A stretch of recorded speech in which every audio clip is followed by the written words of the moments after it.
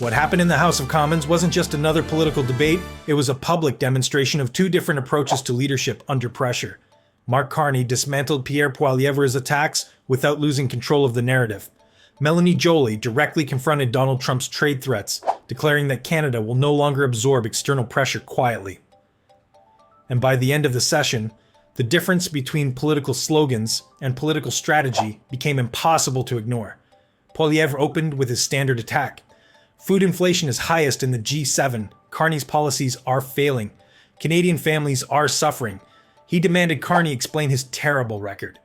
Carney's response wasn't defensive, it was surgical. Mr. Speaker, I know the leader of the opposition is just visiting his riding, but he would spend more time with the farmers in his riding who benefit from our trade deal with China, $7 billion of new exports, who benefit from the biofuel charge that supports canola production, supports farm income, supports our future. Just visiting his riding. That line cut deeper than policy debate. Poilievre represents a rural Alberta riding, but doesn't visit consistently. He'll be running in a different riding next election. Carney, who grew up in Alberta, knows Drumheller, Consort, and the communities Poilievre claims to represent better than Poilievre does. The attack neutralized before it could develop. Then Joly shifted the debate entirely. She addressed the growing crisis in Canada's auto sector, job losses, investment uncertainty, plant closures. But she refused to frame these as domestic failures. She called them what they are, victims of unjustified American tariffs. These auto workers are victims of the US unjustified and unjustifiable tariffs. Why aren't the Conservatives denouncing that? Why aren't we all working as one team Canada? That's what auto workers want. Direct confrontation with Trump's trade policy, in Parliament, on the record, demanding the opposition stop playing politics and start defending Canadian workers. Today, we're showing you how Carney dismantled Poilievre's food inflation attacks by exposing his disconnection from the communities he represents. How Joly reframed the auto sector crisis as a fight against American tariff aggression. Why conservative opposition to electric vehicle investments threatens thousands of Canadian jobs. And how this parliamentary session revealed the difference between leaders who prepare and politicians who perform. But before we dive into this story, if you appreciate in-depth analysis like this, hit that like button and subscribe to stay informed on the stories that truly matter. Let's start with what Poilievre was trying to accomplish. The Conservative strategy for months has been simple. Reduce everything to inflation, food costs are rising, families are struggling, blame Carney, repeat. In this session, Poilievre asked Carney to explain his theory for Canada having the highest food inflation in the G7. The framing assumed failure. The question was designed to put Carney on defensive, forcing him to justify why Canadian families pay more under his leadership. Carney didn't take the bait. Instead of defending food inflation numbers, he immediately questioned Poilievre's connection to the communities affected. I recognize that the leader of the opposition is just visiting his riding and will be running in another riding in the next election. He should spend some time, I would suggest, Mr. Speaker, with the farmers in his riding who benefit from our trade deal with China, $7 billion of new exports, who benefit from the biofuel charge that supports canola production, supports farm income, supports our future. The political calculation was brilliant. Poilievre represents Carleton riding in Ottawa suburbs, but will likely run elsewhere next election, possibly in Alberta or another Conservative stronghold.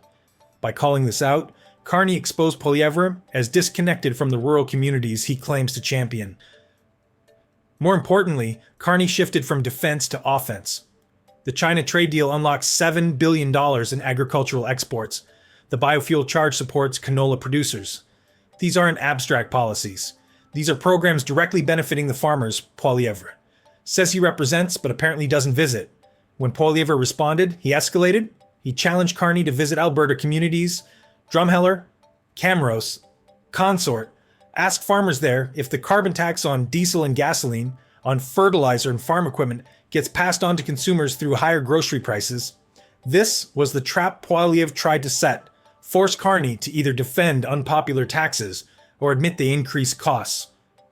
Carney walked through the trap without triggering it. Mr. Speaker, I am always pleased to go back to my home province of Alberta. I'm always pleased to go back to Drumheller, to Consort, home of the great K.D. Lang, I might add. He's from Alberta. He knows these communities. He referenced K.D. Lang from Consort. showing deeper connection to the region than Poilievre's scripted attack suggested. Then Carney delivered the substance. Mr. Speaker, I am always supporting Canadian farmers, as this government does with new markets, with support for biofuels, with exemptions from the federal fuel charge, with exemptions from the industrial carbon tax, because we believe in Canada. 3 critical points. New export markets opening for farmers, exemptions from fuel charges for agricultural operations, exemptions from industrial carbon taxes for farm equipment. The policies Poilievre attacked actually include specific protections for the farmers he claimed to represent. Carney demonstrated that he understood the exemptions and relief mechanisms better than the opposition leader attacking them. The exchange revealed 2 approaches.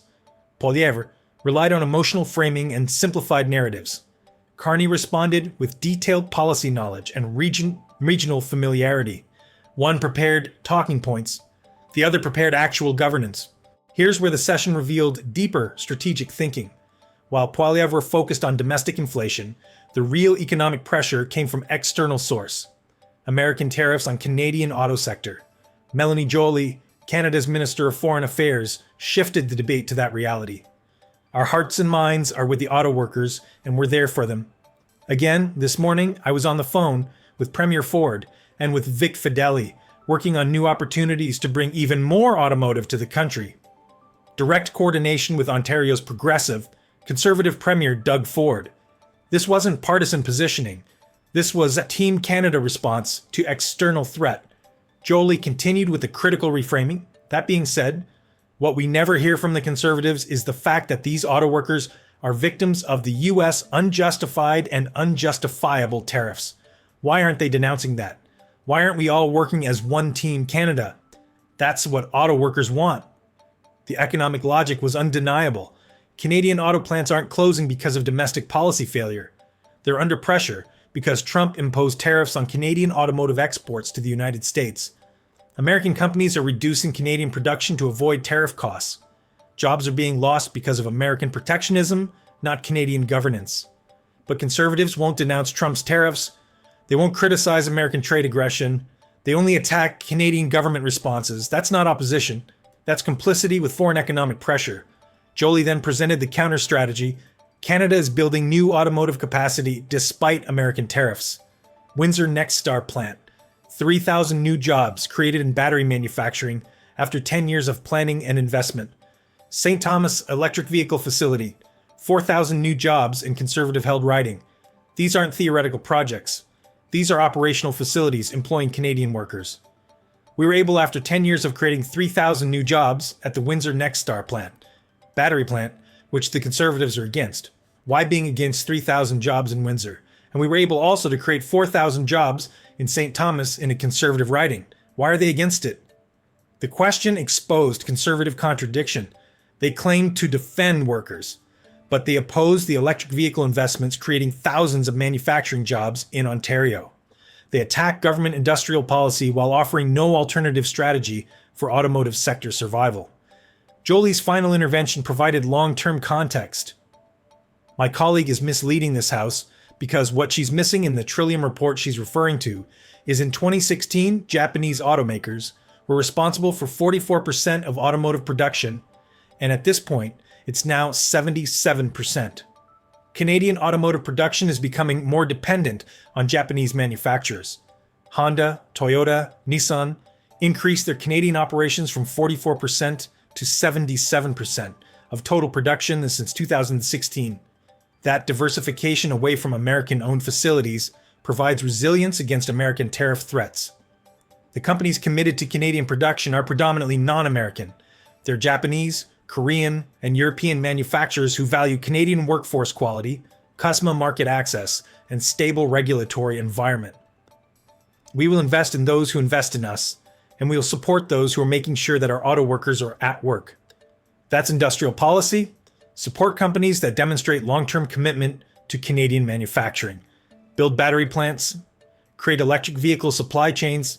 Position Canada for automotive transition that's happening globally regardless of American tariff policy. The economic logic chain was clear. American tariffs threaten Canadian auto jobs. Canada responds by building new capacity in battery and electric vehicle production.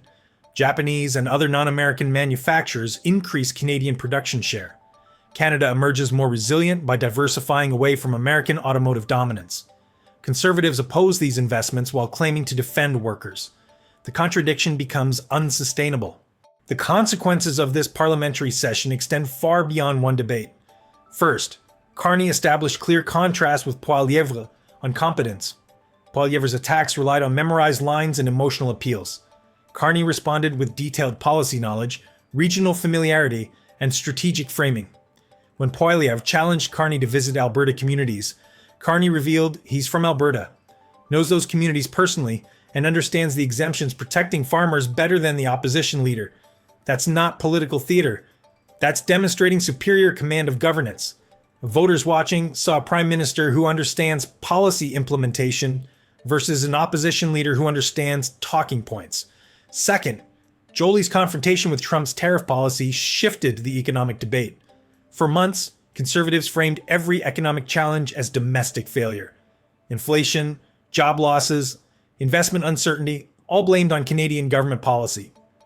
Joly forced the conversation back to external reality. Canadian auto workers are losing jobs because of American tariffs, not Canadian policy.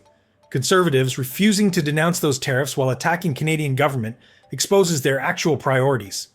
They're more interested in defeating Carney than defending Canadian workers from American economic aggression. Third, the electric vehicle investment strategy revealed long-term thinking versus short-term opposition. Windsor battery plant creating 3,000 jobs. St. Thomas EV facility creating 4,000 jobs. These investments position Canada for automotive transition that's happening globally. Internal combustion engines are being phased out. Electric vehicles are the future. Canada building battery manufacturing and EV assembly capacity now ensures Canadian workers have jobs in that future. Conservatives opposing these investments don't have alternative strategy. They attack government industrial policy, but offer no plan for maintaining automotive employment as the sector transforms. That's not responsible opposition, that's opposition for its own sake.